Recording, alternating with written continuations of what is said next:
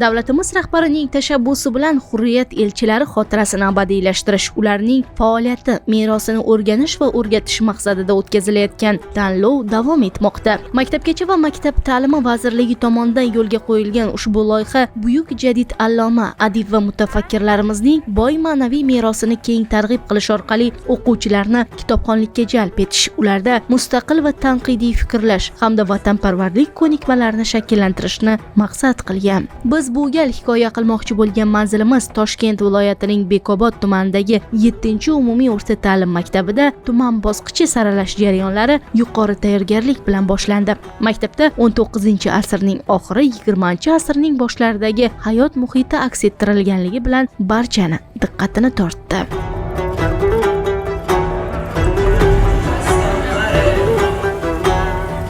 Ma'rifat mayog'ini baland tutgan bobolarimizning azaliy orzusi bugungi davr yoshlari uchun taqdim etilgan imkoniyatlarda namoyondir. Kelajak egalari ana shu millat oydinlarining asriy orzusi ushalayotgan, bugun dunyo bilan tenglashgan sharoitlarga ega ekanliklarini his qilishlari uchun ayni loyiha o'ziga xos ahamiyatga ega. Tanlovga qatnashish mobaynida jadid bobolarimizning asarlarini o'qish va tushunish asosida ularda keng dunyoqarash shakllanib, tafakkurlari boyimoqda.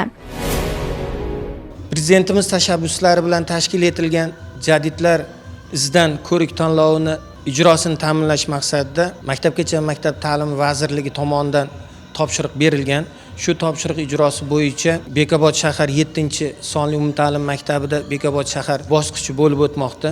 Bu tanlovni nizomga asosan 4 ta bosqichda amalga oshiriladi. Maktab bosqichi, tuman shahar bosqichi va viloyat bosqichi. Viloyat bosqichida g'olib bo'lgan o'quvchilarimiz respublika bosqichiga chiqishadi. Toshkent viloyatida 875 ta maktab mavjud bo'lib, jadidlar izidan ko'rik tanloviga ro'yxatdan o'tgan o'quvchilarimiz bu yil 61 mingtani tashkil etdi. Bu o'tgan yilga qaraganda deyarli 10 barobar ko'pni hosil qiladi.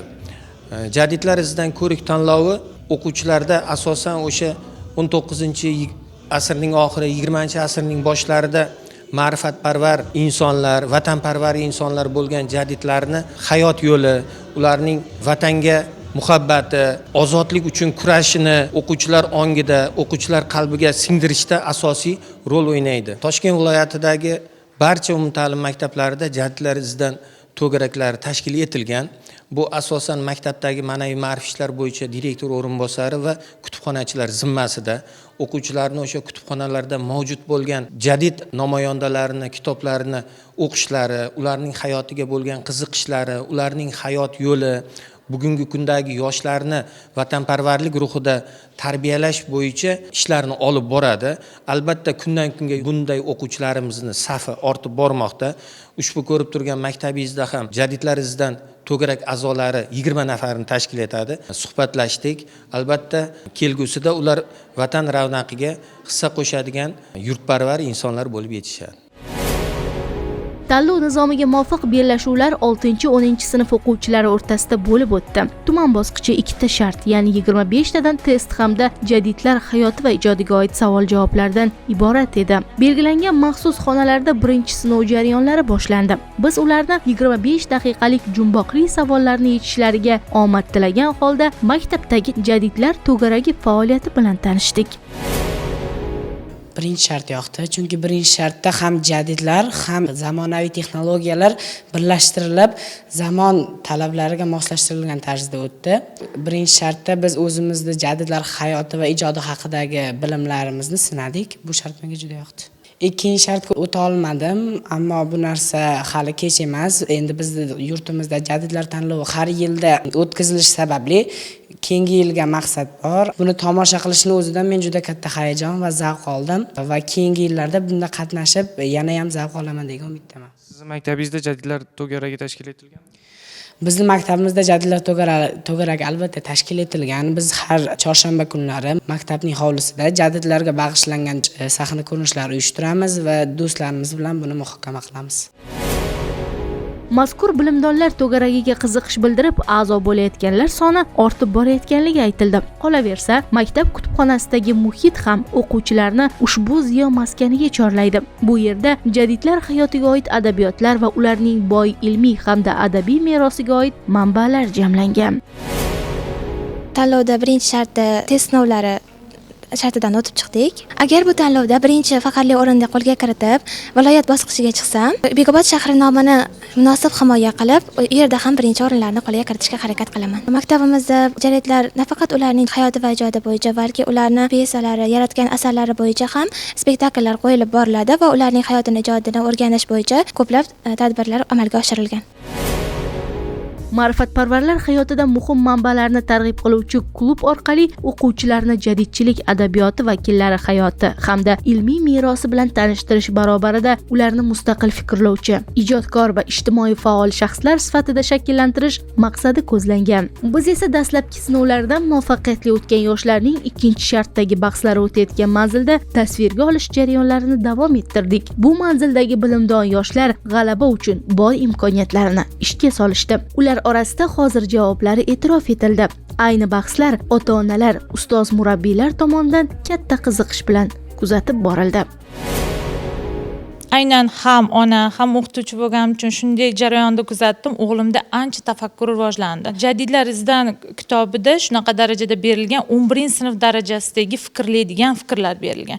Bola shu narsaga kirib boryapti-da, dunyoqarashi o'zgardi. Dunyoviy fanlarni o'rganish va ularga kirib borishda bolani fikrlashini rivojlantirishga yordam berar ekan. G'ulom Zafariyning qaysi dramalarida yoshlik va go'zallik va muhabbatni madh etadi? Siz va biz. Ikkinchi savol. Behbudiyning 3 parda 4 manzarali asari qanday nomlanadi? Padarkush. Is'hoqxon Ibrat To'raqo'rg'onga qachon va qanday usulda maktab ochadi? Usuli jadid maktabi 1923-yilda.